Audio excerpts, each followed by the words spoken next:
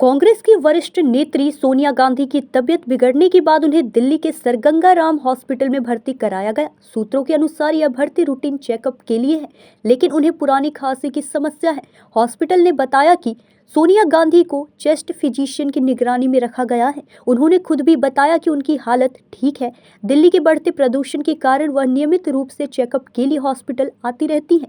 उन्हें सोमवार शाम को अस्पताल लाया गया। चिकित्सकीय देखरेख में उनका उपचार जारी है। न्यूज़ इंडिया 24 से काजल सिंह, ब्यूरो रिपोर्ट।